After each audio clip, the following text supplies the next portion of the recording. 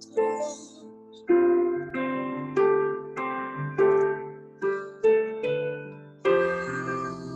Merci Seigneur pour ton amour, pour ta liberté, Jésus.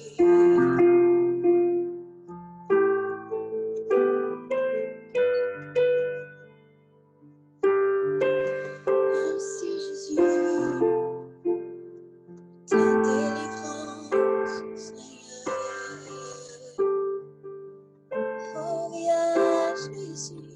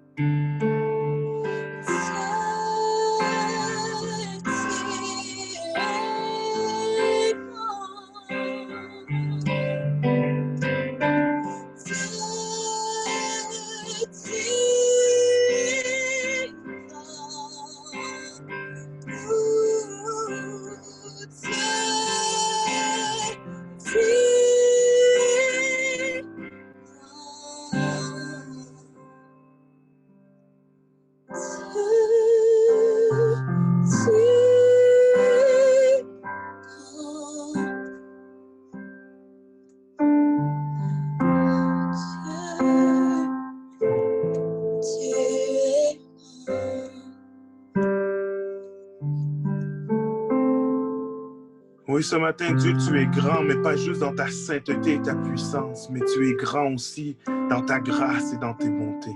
Permets-nous, Seigneur, de réaliser, Seigneur, que tu viens d'abord devant nous avec grâce, avec bonté, avec amour, Seigneur. Non pas, sois loué pour qui tu es, mon Dieu, ce matin. Sois loué, que la gloire te soit rendue, Jésus. Amen. Alléluia.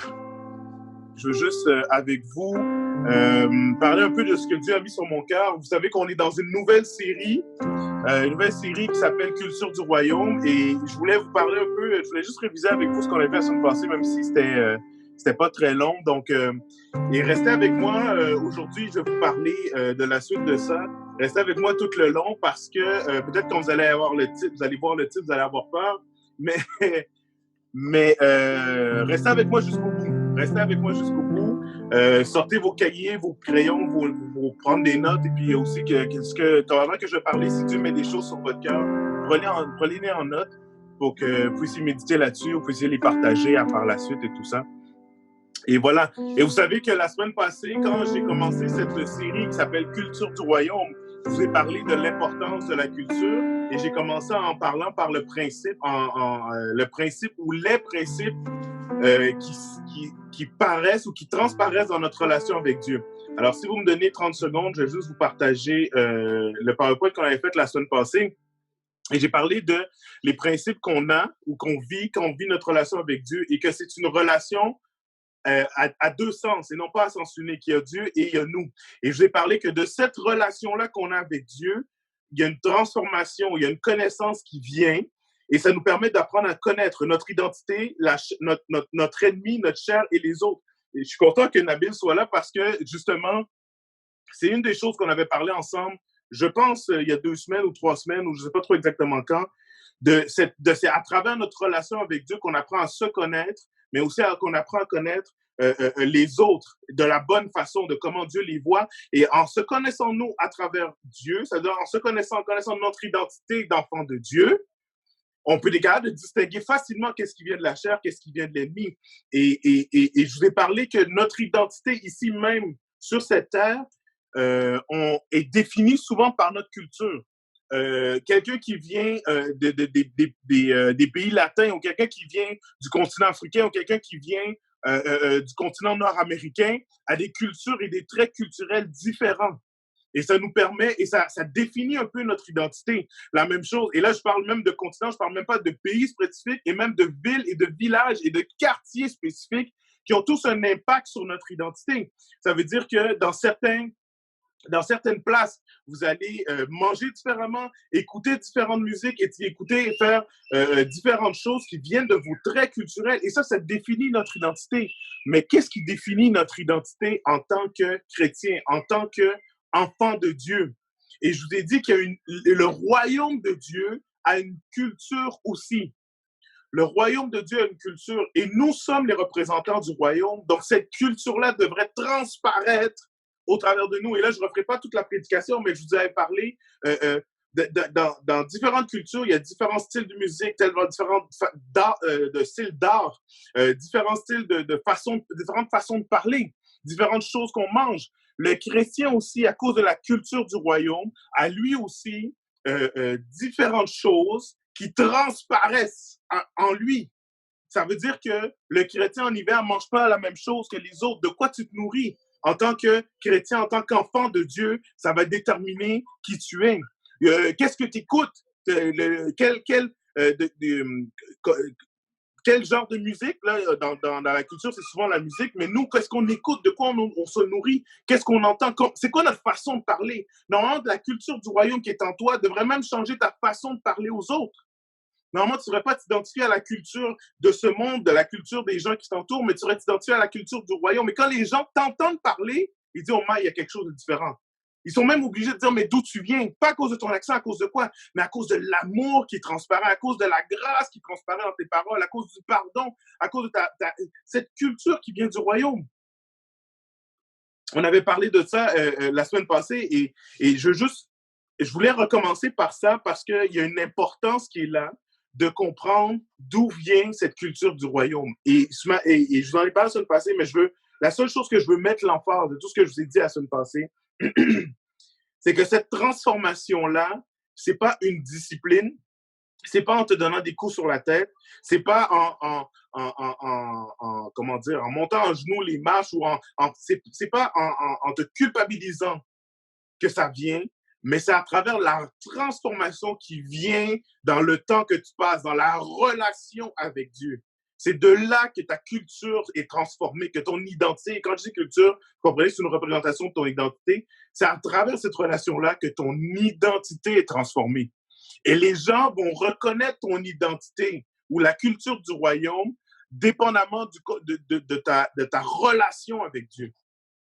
Et quand je dis plus tu passes du temps en relation avec Dieu, c'est pas nécessairement du temps dans ta chambre, dans ton lieu secret, c'est du temps important, mais c'est jour après jour, seconde après seconde, heure après heure, minute après minute. Est-ce que tu es en relation avec Dieu? Est-ce que Dieu te dit, regarde ceci, regarde cela, voici comment je veux que tu vois les choses, voici comment je veux que tu vois les circonstances. Et si tu l'es, c'est à travers ça que ta relation avec Dieu ou que la transformation va apparaître. Et que là, cette culture du royaume-là va se distinguer pour les autres, va être distinguable, va être apparente pour les autres. Et je pense que c'est important de faire, pendant que je vais parler de ces prédications-là et de ces différents sujets, je vais toujours revenir à ça. Si je parle à ton cœur, si comment dire, l'exhortation que je fais touche ton cœur, ça ne veut pas dire que demain, tu dois te taper sur la tête parce que tu n'as pas réussi à faire cette transformation-là que j'ai parlé, mais en fait, ça veut dire que tu dois être attiré encore plus à passer du temps en communion avec Dieu pour transformer certaines choses qui te révèlent, pour changer certaines choses qui te révèlent. Et ce matin, on va parler d'action. Ce matin, on va parler de bouger. Je suis content parce qu'il y a à peine 2 semaines, on a rencontré Momentum. Et Momentum nous a parlé de l'importance de prendre des actions, de bouger, de garder le momentum. Et j'aime comment on dit ça, c'est facile. C'est facile lorsque tu bouges de changer de direction, de transformer des choses. Et ce matin, on va parler d'action. Et ce premier verset-là que j'aimerais vous montrer, je vais vous le repartager. C'est le verset suivant. Si vous savez ces choses, et quand Jésus dit si vous savez ces choses, il parle de la connaissance, des choses de la Bible, de la théologie, des principes de vie que Dieu nous donne. Il dit, si vous savez ces choses, vous êtes bien heureux si. Vous êtes bien heureux si C'est dommage que dans la Bible, il y a pas des choses qui sont mises en gras. Je sais pourquoi, c'est parce que tout est important. Mais ceci-là est tellement d'importance. Si vous les faites, si vous les faites, vous, si cette connaissance-là part de la tête et s'en va dans votre cœur. Et non seulement dans votre cœur, mais du cœur sort après ça les paroles, sort les actions. Donc, si vous faites ces choses, si vous les mettez en pratique, et ce verset-là, c'est un de ceux qui était le plus clair pour moi, mais il y a une multitude de versets qui parlent de mettre en pratique la connaissance que l'on a. Et si on ne met pas en pratique ces choses, toute toute la paix, tout le bonheur, toutes les choses, tous les avantages, ou en fait les récompenses de cette connaissance-là ne viennent pas si on ne les met pas en action. Et ce matin, j'avais envie de parler de cette notion-là de la culture du sacrifice. Et encore, je vous dis, prenez pas peur, fermez pas votre Zoom, partez pas en courant quand je parle de la culture du sacrifice. Attendez pour voir qu'est-ce que je vais dire, parce que je veux pas que je passe passer de 30 personnes connectées à 5 parce que vous avez eu peur du mot sacrifice. Attendez. La culture du sacrifice. Et ce matin, je vais vous parler, j'ai décidé d'utiliser comme référence, pas comme référence, mais comme texte biblique, le texte dans Luc 18. Et c'est une histoire que vous connaissez, mais on va le lire ensemble. Et c'est Jésus qui a commencé un enseignement et qui parle du royaume de Dieu. Et vous comprenez pourquoi on est là-dessus. On parle de la culture du royaume et notre référence, c'est Jésus. Jésus est venu avec cette culture-là en lui. Les gens l'ont reconnu qu'il y avait quelque chose de différent. Il n'était pas différent physiquement, il n'était pas différent en apparence, mais il avait l'air d'un homme de tous les autres, comme tous les autres. Mais il y a une culture qui transparaissait, il y a une identité qui transparaissait. Et il va dire, je vous le dis en vérité, quiconque ne recevra pas le royaume de Dieu comme un petit enfant n'y entrera point. Et je trouve ça intéressant que la parole, tout de suite après, la Bible va commencer le prochain verset en disant « Un chef interrogea Jésus. » Un chef, un leader du peuple, quelqu'un qui était reconnu par le peuple, qui dirigeait les gens, un chef. On ne sait pas un chef de quoi, mais c'est un chef. Quelqu'un qui était estimé par le peuple va dire à Jésus « Bon maître, toi qui es bon, que dois-je faire pour hériter la vie éternelle? » Donc, Luc 18 au verset 19 va dire, Jésus lui répondit, « Pourquoi m'appelles-tu bon? Il n'y a que Dieu qui est bon. » Et il va dire, « Tu connais les commandements. » C'est un chef, c'est un leader, c'est quelqu'un qui dirigeait le peuple juif. Il connaissait sûrement, il avait appris les commandements depuis sa petite tendre enfance, il les connaissait. Tu ne commettras point d'adultère, tu ne tueras point, tu ne déroberas point, tu ne diras pas de faux témoignages, tu ne mentiras pas, honore ton père et ta mère. Et de lui qui va répondre, j'ai fait tout cela. J'ai observé toutes ces choses, j'ai fait tous ces commandements. Et Jésus, ayant entendu cela, ayant entendu qu'il a déjà respecté la base, les choses principales de la théologie, de ce que c'est d'être chrétien, il va dire, il te manque encore une chose. Vends tout ce que tu as, distribue-le aux pauvres et tu auras un trésor dans le ciel. Puis viens et suis-moi. Ne te focus pas sur ce que tu as comme possession, donne-le, distribue-le aux pauvres. Fais cette démonstration-là que c'est pas ça qui est le plus important pour toi. Et moi, je te donnerai un trésor plus grand dans les cieux où que la rouille et la teigne n'atteignent pas. Il va dire après ça, viens et suis-moi. Et ça dit, et ça c'est tellement important, lorsqu'il entendit ces paroles, il devint tout triste car il était très riche. Et je vais mettre le focus sur cette parole qui dit, il devint tout triste, il devint malheureux, il devint déçu, il était triste, il était affecté dans son cœur même, dans son être, parce qu'il avait beaucoup de richesses. Et ça dit que Jésus, voyant qu'il était devenu tout triste, dit qu'il est difficile à ceux qui ont des richesses d'entrer dans le royaume de Dieu. Et c'est plus facile à un chameau de passer par le trou d'une aiguille qu'à un riche d'entrer dans le royaume de Dieu. Et cette histoire-là finit avec ce verset-là, que les disciples vont répondre, les disciples vont répondre, mais si je ne l'ai pas mis sur le PowerPoint, pardonnez-moi, mais alors qui peut être sauvé? Qui peut être sauvé? Et Jésus va répondre, ce qui est impossible aux hommes est possible à Dieu.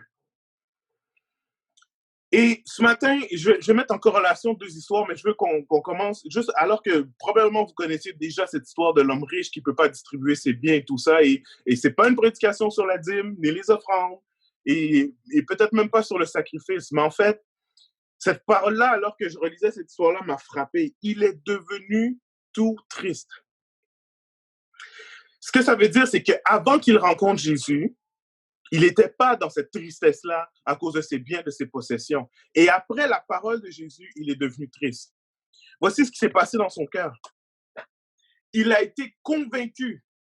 Il a eu une conviction que dans son cœur a été analysé par la parole de Jésus. Et dans son cœur, il a été convaincu que les richesses avaient une plus grande importance que Jésus, que suivre Dieu, que suivre les commandements. Ça veut dire que cet homme riche-là, qui était un leader du peuple, qui faisait régulièrement des sacrifices. Vous savez, il y a une parole qui dit « l'obéissance vaut mieux que les sacrifices ». Il était un habitué des sacrifices, sacrifices de repentance, sacrifices d'adoration, d'honneur, tous les sacrifices, les règles, il était un habitué des sacrifices. Et Jésus va lui dire « voici maintenant la parole que je te donne, distribue tes biens aux pauvres ». Le problème, vous savez, ce n'est pas la distribution des biens. Si vous retirez de cette histoire-là que un chrétien ne doit pas être riche, un chrétien ne doit pas avoir de possession, ne doit pas avoir de biens, ne doit pas avoir d'argent, attention, c'est pas ça que ça dit. Ce que ça dit, c'est tu as un trésor qui est plus grand au ciel. Il faut que moi, Jésus, je sois plus grand dans ton cœur que tes richesses et tes biens matériels. En fait, Dieu va permettre que n'importe quel chrétien s'enrichisse du moment où ce que ça ne dépasse pas en valeur, en importance, Jésus. Tant que Jésus reste assis sur le trône de ton cœur, tant que c'est lui que tu obéis en premier, tant qu'il te dit donne tes biens, tu les donnes, il n'y a pas de problème, garde tes biens, tu les gardes, il n'y a pas de problème. Pourquoi? Parce que tu obéis, parce que c'est lui qui a la plus grande importance. Alors tu peux t'enrichir comme tu veux, ça ne change rien. Parce que Dieu va te donner la richesse, parce qu'il sait que le jour où il va te dire, OK, maintenant donne à un tel, donne à ci, donne à telle personne, règle ce problème-là, prends soin de telle personne, de ses besoins financiers, de ses besoins en nourriture. Il va te donner parce qu'il sait que le jour où il va te demander, tu vas lui donner sans problème. Pourquoi? Parce que c'est lui qui a la plus grande importance. Dans cette situation-là, cet homme qui est habitué à suivre les commandements, à suivre les règles, à faire des sacrifices de repentance et d'honneur et tout ça, n'avait pas cette obéissance-là qui vient du fait que Jésus est assis sur le trône, que Jésus a la première place dans ta vie. Et vous savez, alors que j'ai fait cette réflexion-là et que je préparais ça, j'ai décidé, c'est rare qu'on vous amène dans le processus. Je vais vous montrer, mais ce matin, j'avais envie de vous partager un peu le processus que j'ai moi-même pris quand j'ai fait cette prédication-là. Au début, j'ai dit, on va parler de la culture du sacrifice. Notre roi, Jésus, qui est le roi du royaume des cieux, s'est sacrifié lui-même. Mais après ça, j'ai réalisé que l'importance du sacrifice de Jésus, c'est pas son sacrifice nécessairement, mais c'est son obéissance. Et c'est pour ça que j'ai changé le titre de ma prédication. Au lieu de parler de la culture du sacrifice, j'ai décidé de parler de la culture de l'obéissance. La culture de l'obéissance. En fait, la parole ne nous parle pas que tu dois faire des sacrifices pour être chrétien. C'est pas ça. La parole nous parle que le royaume de Dieu est un royaume d'obéissance. C'est un royaume où on est soumis à notre roi des rois, qui est Dieu, qui est Jésus. Et ce qui est impossible à faire aux hommes est possible à Dieu. Et là, je reviens, parce que pour ça, je dis, ayez pas peur du mot sacrifice, ayez pas peur du mot obéissance non plus. Parce que ce qui est impossible aux hommes est possible à Dieu. Et je reviens, et j'arrête le partage pour que vous me voyez bien, je reviens à ce que j'ai dit au début. Cette transformation-là vient de notre relation avec Dieu. Alors, si ce matin, Jésus te parle à travers la prédication, à travers la louange, dans ton cœur directement, de quelque chose qui est à changer, de quelque chose qui est à transformer, ne sors pas d'ici avec de la culpabilité, des remords et des regrets. Sors d'ici en disant, je vais passer du temps avec Dieu et lui va transformer mon cœur. Parce que la réalité, c'est que malgré que oui, des fois, l'obéissance demande des sacrifices et c'est difficile, ça se demande des efforts, la réalité, c'est que notre cœur est dans la joie lorsqu'on décide d'obéir à ce que Dieu nous demande. L'homme riche a été convaincu de ce qu'il devait faire. Par contre, il est sorti de là triste parce qu'il a décidé de ne pas le faire. Ce qui l'a rendu triste, c'est cette conviction-là qui était là et il ne pouvait pas se soumettre à ça. C'est ça qui l'a rendu triste. Quelques versets plus loin, en fait, le prochain chapitre, juste après l'histoire de l'homme riche, et je vais accélérer parce que c'est une histoire qu'on connaît à partir de là, Dieu va nous parler, en fait, la Bible va nous parler de l'histoire de Zachée. Et c'est vraiment drôle parce que la Bible commence en parlant de Zachée comme en disant qu'il était le chef des publicains. Mettez en relation les deux histoires. D'abord, on a l'homme riche qui est un chef, qui est un leader. Et ensuite de ça, on a Zachée, excusez-moi, un homme de petite taille, chef des publicains. Les publicains, c'était ceux qui étaient considérés comme des pécheurs, des gens qui ont refusé, qui sont en dehors de la loi de Dieu, qui sont des gens de mauvaise vie, des gens avec qui on ne devrait pas passer du temps. C'était le chef des publicains. Et alors que il va apprendre que Jésus va passer dans le coin, il va passer dans le coin, il dit, je vais voir Jésus, et vous connaissez l'histoire, Zachée est un homme de petite taille, ce qui fait qu'il ne peut pas voir avec la foule qui était au-dessus. Alors, ce qu'il a fait, c'est qu'il est monté sur un sycomore, qui est un arbre, il est monté en haut de l'arbre pour être capable de voir Jésus. Et alors que Jésus passe, Jésus le voit, il lève les yeux vers lui, il dit, Zachée, hâte-toi de descendre, car il faut que je demeure dans ta maison. Je viens souper avec toi aujourd'hui. Je viens passer du temps avec toi aujourd'hui. Tu as voulu me voir, tu es en haut de l'arbre, mais moi, je veux passer un temps intime avec toi. Et Zachée s'est hâté de descendre et il l'a reçu avec joie. Il a dit à Jésus, viens dans ma maison avec joie. Entre dans mon intimité avec joie. Et vous savez que l'histoire va dire que les gens de l'extérieur ont dit, mais voyons, Jésus passe du temps avec des pécheurs, avec des gens de mauvaise vie. Et voici ce qui est surprenant. Je vais passer sur le prochain verset. Mais Zachée, se tenant devant le Seigneur, devant Jésus, lui dit, voici, Seigneur, je donne aux pauvres la moitié de mes biens. Et si j'ai fait du tort à quelqu'un ou j'ai fait du mal à quelqu'un ou j'ai fait quelque chose à quelqu'un, je lui rends le quadruple. Et Jésus va répondre, oh gloire à Dieu, Jésus va répondre, le salut est entré aujourd'hui dans cette maison. Le salut est entré aujourd'hui dans cette maison. Vous savez, je voulais faire ce parallèle entre les deux histoires, où il y a un homme riche qui est convaincu de la parole de Jésus, mais qui s'en va tout triste parce qu'il n'est pas capable d'aligner sa conviction avec ses actions. Alors que Zachée, qui lui, de la même façon, par la parole de Jésus, est convaincu qu'il est le Seigneur, convaincu qu'il est le roi des rois, convaincu qu'il y a une action à prendre, il dit, je vais donner aux pauvres et je vais rendre au quadruple si j'ai fait du mal à quelqu'un, si j'ai volé quelqu'un, je vais rendre au quadruple. La même conviction. Mais par contre, il aligne cette conviction-là avec une action. Et il dit, je vais le faire. Et Zachée, à ce moment-là, rentre dans le royaume de cieux, c'est-à-dire rentre dans les bénédictions du royaume, c'est-à-dire la paix, la joie, la bénédiction de vivre ce changement, cette transformation-là. Il y a quelque chose de nouveau qui se passe. Pourquoi? Parce qu'il aligne la conviction que Dieu met dans son cœur avec une action. Avec une action. Avec une action. Ce matin, quand je parle de cette obéissance-là, souvent, Dieu ne te demande pas de faire les choses sans conviction. La parole va même dire que tout ce qui est fait sans conviction est péché. Jésus, voici comment il fonctionne. Quand tu passes du temps avec lui, il va te convaincre des choses dans ton cœur. Les choses qui sont pour toi que la lettre, que des mots dans un livre comme la Bible, c'est comme des mots. Quand tu vas les lire, quand tu vas passer du temps, tu vas être convaincu de ces paroles-là. Et cette conviction-là va te pousser à faire une action, mais pas une action par culpabilisation, par dire il faut absolument que je fasse ça et c'est dur et si non, mais ton cœur même a envie de faire ça.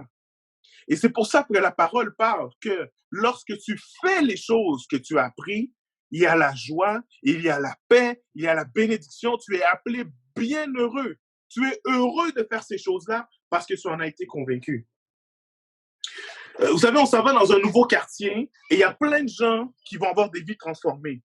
Et l'erreur que l'on peut faire, c'est de dire, OK, mais tu as été convaincu, maintenant tu dois changer ci, tu dois changer ça, tu dois changer ci, tu dois changer ça. C'est ça qu'un bon chrétien fait. Tu dois changer ci, tu dois changer ça. Et pourtant, Jésus n'a pas agi comme ça.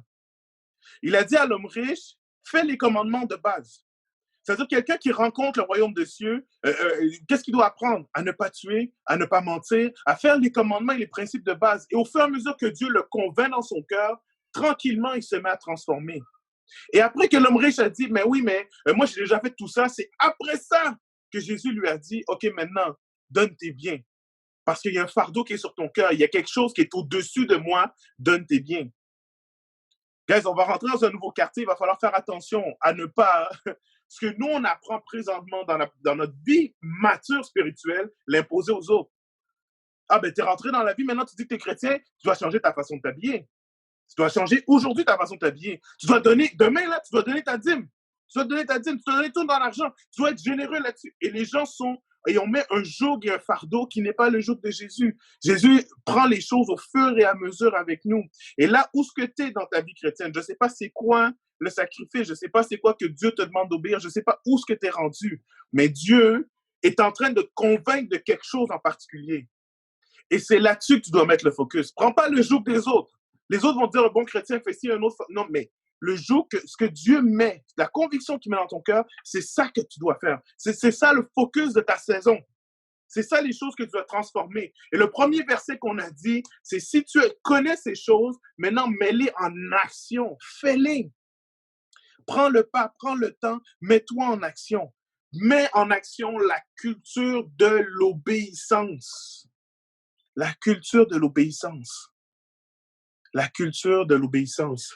Ce matin, et j'ai dépassé un peu mon temps, il est déjà 11h20, mais quand je parle de culture d'obéissance, l'obéissance nous amène à faire des sacrifices. Mais lorsqu'on vit dans le royaume, lorsqu'on marche avec les principes du royaume, ces sacrifices-là, malgré que ça nous demande du temps, malgré que ça nous demande des efforts, ça nous amène une joie et une paix qui vient de Dieu. Ça nous amène une joie et une paix qui vient de Dieu. Pourquoi? Parce qu'on a déjà été convaincus dans nos cœurs de le faire. On a déjà été... Et c'est pour ça que Jésus va dire, viens prends mon joug, car mon joug est doux et léger. Joug et doux et léger, d'habitude, ça ne va pas ensemble. Le joug, c'était le bois qu'on mettait sur les bœufs pour pour les diriger lorsqu'ils labouraient la terre. Et le joug, c'est pesant, c'est lourd, et ça te dirige dans une direction... Tu ne peux pas de changer de direction parce que tu as quelque chose en bois qui te tient. Tu as la croix qui te tient. Et Jésus dit, oui, mais mon joug à moi. Ça veut dire, oui, la chose qui te dirige, qui te donne la direction où aller, qui te dit comment aller, qui te force à avancer. Ça, c'est doux et léger. Pourquoi? Parce que d'abord, je convainc ton cœur. Ce matin, si l'obéissance, si les sacrifices que Dieu vous demande vous font peur, c'est difficile, c'est rough, je marche la tête baissée dans ma vie chrétienne, si c'est l'état de ton cœur, la solution, elle est simple. Passe du temps avec Dieu. Avant de courir aller faire les choses de force, parce que ça, tu ne t'offres pas longtemps. Laisse-toi convaincre dans la douceur de la présence de Dieu. Et quand cette conviction-là va être là, ça va être facile de les faire. Parce qu'à chaque fois que tu ne vas pas les faire, tu vas être triste comme l'homme riche. Mais chaque fois que tu vas les faire, tu vas être dans la joie et le bonheur d'avoir reçu Jésus, d'avoir obéi. Ça va être facile pour toi de le faire. Je vous donne le meilleur exemple, ce qui fit le plus avec notre situation dans le nouveau quartier. Dans le nouveau quartier, on va être appelé à évangéliser. On va être appelé à partager la bonne nouvelle. Mais si on n'est pas convaincu dans notre cœur de l'importance de le faire, on va le faire d'une façon religieuse. On va le faire d'une façon tendue. On va le faire d'une façon difficile. Mais si on le fait par conviction, ce que j'ai reçu, moi, je te le partage. Ce que j'ai reçu, je le donne, ça va être facile. Si tu as de la misère et je dis évangéliser, mais si tu as de la misère à même être un chrétien dans ton lieu de travail, à parler de Dieu avec tes voisins, avec les gens qui sont proches de toi, les gens que tu aimes, que tu apprécies, tu as de la misère à partager cette nouvelle-là, comment tu vas le faire avec des gens qui sont inconnus? Tu vas le faire de façon dure et religieuse. Mais Dieu veut te convaincre. Dieu veut te convaincre intimement dans ton cœur pour que ça devienne facile d'obéir à sa parole. Que ça devienne facile. Et ça commence avec le temps, la relation avec Dieu. Ça commence par là. C'est pour ça qu'avec une relation avec Dieu, tu vis une vie chrétienne épanouie. Sans relation avec Dieu, sans temps de prière, sans temps dans sa présence, tu vis une vie chrétienne religieuse. Tu fais les choses parce que tu dois les faire, mais il n'y a aucune conviction, il n'y a aucune joie, il n'y a aucune paix à les faire. J'espère que ça vous a fait autant de bien à vous qu'à moi d'entendre ça ce matin. Que Dieu ne nous demande pas de nous écraser pour qu'on fasse les choses de façon religieuse, mais que Dieu nous convainc nous-mêmes de l'importance d'obéir à sa parole, l'importance de faire les choses et qu'avant qu'il nous donne des choses à faire, il nous convainc lui-même. Ça veut dire que son jour devient vraiment doux et léger. Vraiment, pour de vrai, doux et léger. C'est pas juste une parole en l'air, c'est pas juste un verset qu'on connaît, c'est vraiment comme ça qu'on vit la vie chrétienne. Oh, guys, je veux juste vous parler de ça. Moi, ça me fait du bien, ça m'excite, ça me met dans la joie parce que je me dis, man, Seigneur, ce que tu as prévu pour nous, c'est tellement pas ce qu'on a vécu jusqu'à présent. La joie, la paix, le bonheur, l'entrain de faire les choses, parce que c'est ça que tu mets dans nos cœurs. Tu ne nous dis pas de faire ce que les autres font, tu nous donnes notre appel à nous, notre appel qui nous excite, qui nous rend joyeux, on a envie de le faire. Alléluia, on a envie d'obéir. Oh Jésus, Père, je te prie pour que cette parole devienne réalité dans nos vies. Je te prie pour que cette parole revienne de réalité dans nos vies. Qu'on arrête de marcher pas à pas dans la vie chrétienne avec un fardeau qui a été mis par plein d'autres choses, mais qui n'a pas été mis par toi. Mais plutôt qu'on marche par conviction. Et qu'on ait la grâce dans nos yeux lorsqu'on voit des gens qui ne font pas nécessairement ce que nous on fait, qu'on sache que toi, tu nous as convaincus de quelque chose au bon moment. Et à cause de ça, c'est devenu facile de le faire. Et moi, je ne mettrai pas le joug sur quelqu'un qui n'a pas encore été convaincu, qui n'a pas encore été transformé pour dire c'est ça que tu dois faire. Mais je vais laisser Dieu, Jésus, leur Seigneur, le maître parfait, laisser les autres marcher, pas après pas, selon le temps et le timing que toi, tu as décidé de mettre dans sa vie. Je te prie qu'on soit une église de conviction. Une église d'obéissance, qui a la culture de l'obéissance par conviction. Je te prie, Père, que les paroles qui ont été prononcées ce matin puissent réveiller ce qui a été mis dans nos cœurs, ce que toi tu as déjà placé, puissent embraser ce qui a déjà été placé dans nos cœurs par toi. Mais je te prie qu'on puisse réaliser que la marche avec toi, c'est une marche qui se fait dans la joie, dans la paix, dans le bonheur. Que ton jour, qu'obéir à tes commandements, c'est quelque chose qui devient facile lorsqu'on est rempli de ta joie, de ta paix. Oh, merci Jésus. Merci Jésus parce que tu nous appelles à une vie tellement heureuse. Merci parce que c'est tellement dichotomique, tellement différent de ce qu'on a entendu auparavant. Merci Père parce que ta parole nous fait du bien. Dans le nom de Jésus, Amen. Amen. Voici 11h25, j'arrive dans les temps et je vais vous laisser aller, je vais vous laisser vivre ces paroles-là que je vous dis aujourd'hui selon ce que ça veut dire pour vous dans votre identité. Alors, comme je fais d'habitude, je vous laisse ouvrir vos micros. Si vous voulez rajouter quelque chose, si vous voulez dire quelque chose, si vous voulez parler ou si vous voulez juste dire Amen, gloire à Dieu et vous saluer, faites-le.